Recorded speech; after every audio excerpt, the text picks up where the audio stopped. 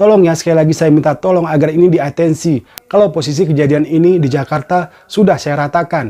Siap Pak Sepri. Firdaus dijerat polisi dengan pasal 351 KUHP pidana serta dijerat dengan Undang-Undang Perlindungan Anak dengan ancaman 3 tahun 6 bulan penjara. Deddy Mulyadi mengatakan kalau kisah Rizal mengingatkannya akan masa kecilnya dahulu yang berjualan es mambo keliling kampung. Hal ini pun menggugah hati nurani Deddy Mulyadi untuk menghubungi Rizal dan keluarganya.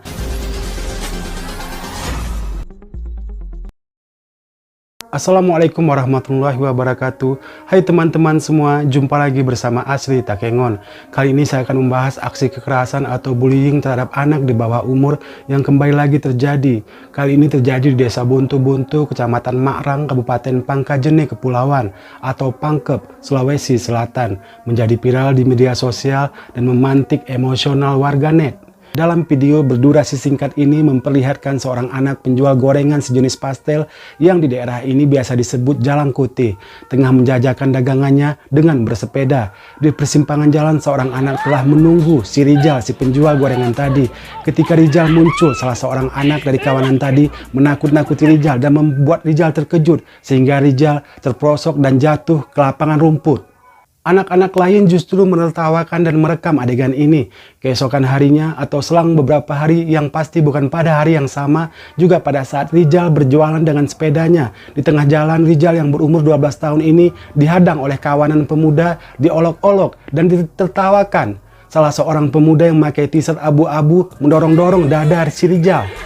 Sementara temannya yang lain yang melihat aksi itu tertawa terbahak-bahak. Tak terima dirinya jadi objek pembulian, Rizal pun membalas dengan menggoyang-goyangkan plat motor si pemuda berbaju abu-abu tadi.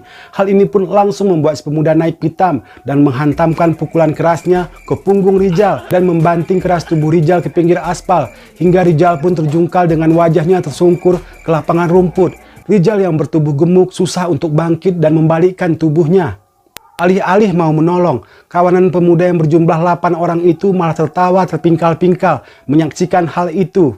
Hal ini pun tersebar cepat ke media sosial dan juga disaksikan oleh ajudan pribadi Menteri Pertahanan Prabowo Subianto, yaitu Rizky Irmansah. Rizky Irmansah geram melihat aksi pembulian ini dan langsung menghubungi koleganya yang ada di Pangkep, Sulawesi Selatan yang bernama Aiman.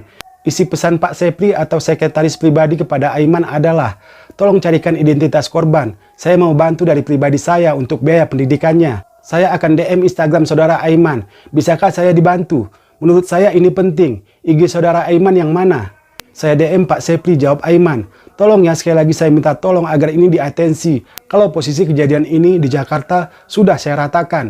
Siap Pak Sepri. Iya, di Marang ini ketua. Saya hubungi dulu Pak Kapolsek. Siap, dipantau terus saudara, jawab Rizky Irmansah. Siap Pak Sepri, jawab Aiman. Tak hanya itu, Rizky juga meminta agar ia dapat berbicara langsung dengan Rizal melalui video call dan memastikan agar memberikan bantuan uang serta beasiswa pendidikan untuk Rizal hingga lulus SMA. Tak butuh waktu lama, 8 orang pemuda yang melakukan perundungan atau pembulian terhadap Rizal pun diamankan atau ditangkap oleh pihak kepolisian setempat. Tersangka utama adalah Firdaus, umur 26 tahun, ditetapkan sebagai tersangka karena melakukan bullying atau pemukulan terhadap Rizal. Akibat insiden ini, Firdaus dijerat polisi dengan pasal 351 KUHP pidana serta dijerat dengan Undang-Undang Perlindungan Anak dengan ancaman 3 tahun 6 bulan penjara.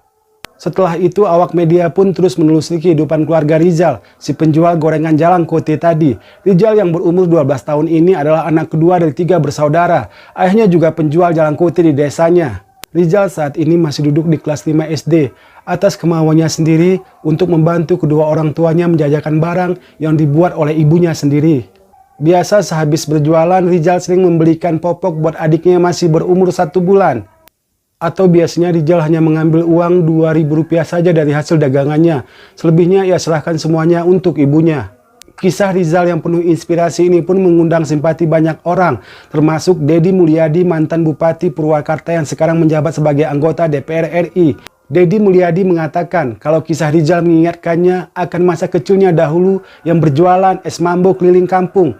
Hal ini pun menggugah hati nurani Deddy Mulyadi untuk menghubungi Rizal dan keluarganya. Deddy Mulyadi yang dikenal oleh masyarakat Purwakarta yang sering melakukan aksi sosialnya di masa menjabat Bupati Purwakarta dulu, pun memberikan sepeda baru buat Rizal dan memberikan bantuan modal untuk usaha orang tua Rizal. Belum cukup sampai di situ, Rizal pun dapat beasiswa pendidikan dari Ketua Pengurus Besar PGRI, Irman Nune Yasin Limpo.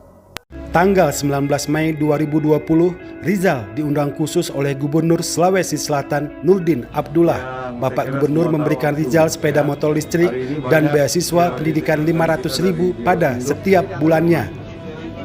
Sementara itu, Firdaus, tersangka yang melakukan pemukulan terhadap Rizal, mendapatkan kecaman dari masyarakat karena aksi brutalnya. Dan lagi, banyak di setiap foto Firdaus tampak tersenyum pada saat di kantor polisi. Hal ini membuat masyarakat panas terhadap Firdaus. Terima kasih teman-teman semua. Mohon like, subscribe, dan loncengnya.